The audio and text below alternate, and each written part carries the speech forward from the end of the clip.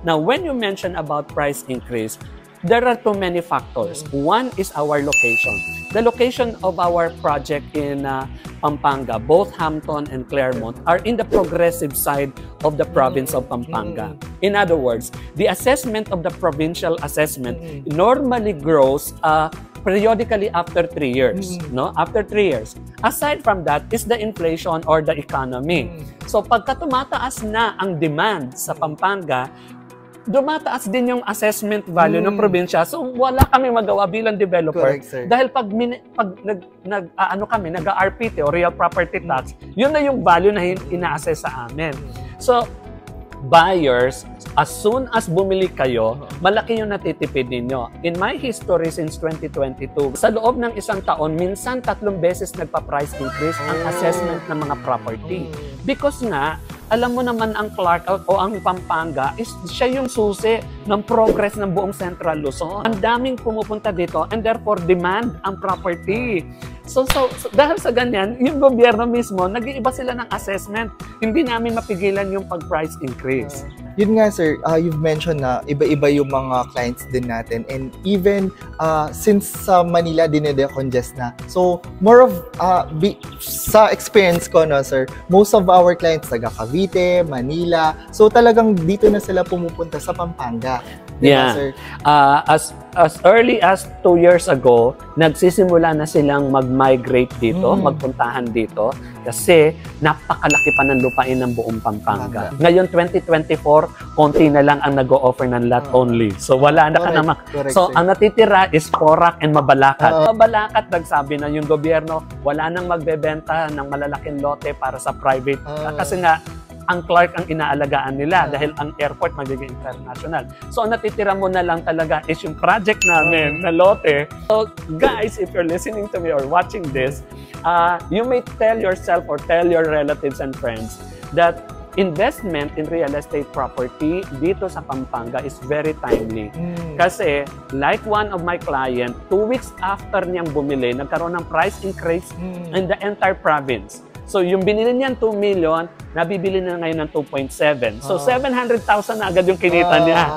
On the first 2 weeks pa lang na nabili niya yon. So, that's the beauty of investing in real estate. Yes, talaga, no, oo. Kahit lote lang muna, no? Kasi kahit wala ka pang gagawin improvements, hulog-hulog lang, habang hinuhulugan mo, tumataas na yung value ng iyong property. About sa dito sa Hampton Orchard, kung saan tayo nagvi-video podcast. Yes. So, dito sa Hampton, it is strategically located then between two major Progressive cities. Yes. In sa Angeles and sa San Fernando. So, how many hectares do we have here sa Hampton, sir? 32 hectares. The phase 1 on my right side is 10.9 hectares, but that is sold out already. Yes. I only have 3 units available as RFO. Okay. The 2 of those are dating model unit, and the other one is ready for occupancy. Walang gamit sa loob. But the majority of activity now is on the phase 2. No? The phase 2 has around 500 units. No? So medyo malaki yan. Because this is 21.1 hectares. So napakalaki. At ang nabubuksan pa lang namin is wala pa kami sa 50%. So very fresh. Kahit ngayon sila pumunta, makikita nilang napaka-fresh kung tingnan ng lugar na to. No? And the reason why it is called Hampton Orchard, we are the only developer, or this is the only community, na meron kaming mango orchard sa loob ng subdivision. Yes. No? So, And perfect that is, yan sa mga plantita-plantita, no, yes. sir? Sa ilalim ng 1 hektaryang manggahan, no, is meron kaming jogging path, meron kaming picnic areas, meron kaming barbecuehan, meron kaming amphitheater. Aside from children's playground, meron pa kaming tinatawag namin human sandayan. So that is so 1 hectare to enjoy. At sabi ko nga sa mga bumibili, alam mo, na-enjoy mo yan habang naka-stay ka dito. Eh, paano kung wala na ako, sir? O pwede mong ipamana pa rin yan because hindi naman naalisin yan dyan. So, it's part of your lifestyle.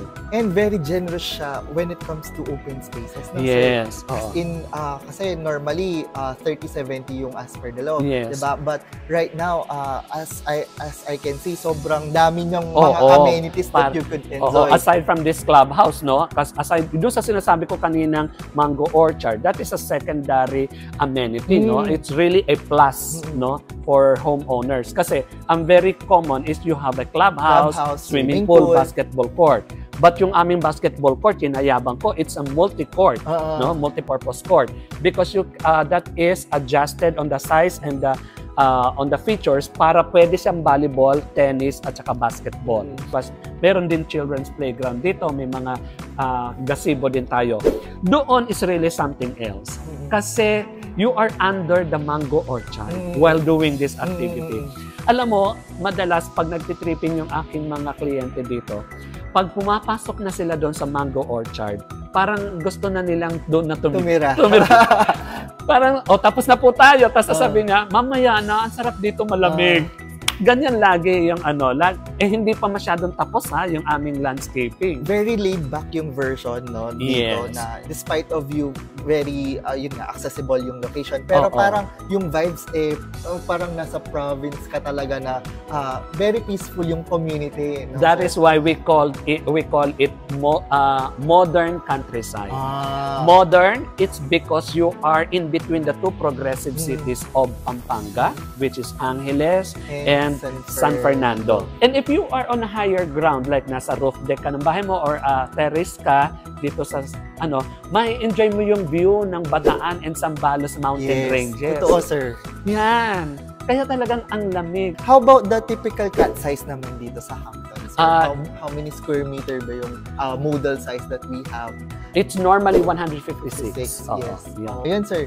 Dun sa 156, madami ka na din magagawa dun, no, sir? Very malaki na din. Malaki yun. Na din, no, well, comparing it to Claremont, kung ang sabi ko kanina sa Claremont is start-up, dito talaga is more on the investment. Sa some of our homeowners, build their house na merong wading pool. Alam mo yung pangbata lang, yung hanggang tuhod lang, ganyan. Pinapayagan namin yun, no? Kasi ganyan nakalaki yung lote dito. So, it's a different lifestyle compared to the Claremont lote. Kasi ito, pang na talaga, higher middle class.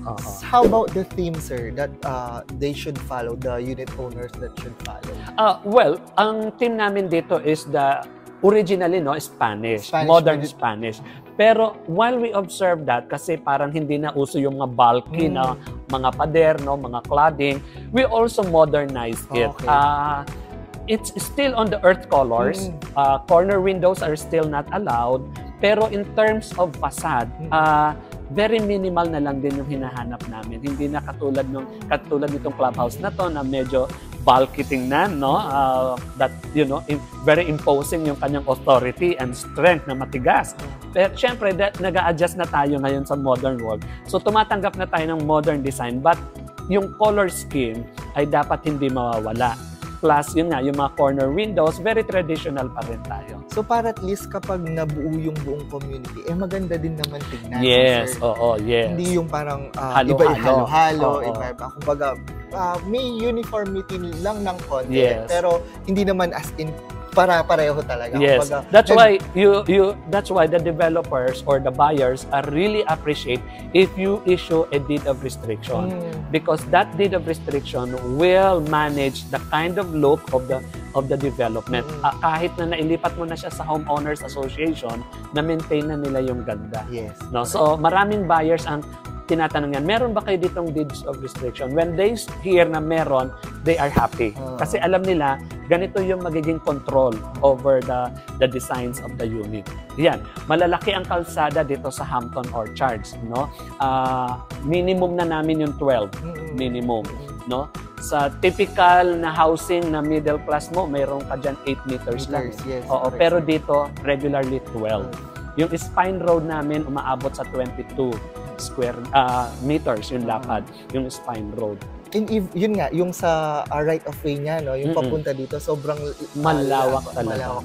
At saka, yung right of way natin from Duncan Road, talagang mapapansin mo, you are being transformed into a quiet place, into an exclusive place, and a lifestyle of not really naman rich and famous, but of something na may na-achieve ka na sa buhay. Correct, sir. Diba? So yun, thank you so much, sir. Anything more to add to our viewers, sir? Well, maybe what I can add about the Hampton, because we have not mentioned about the promo or the pricing, no? We also offer 1090. So similar with Claremont? Yes, except that wala kaming 36 months deferred dito, no?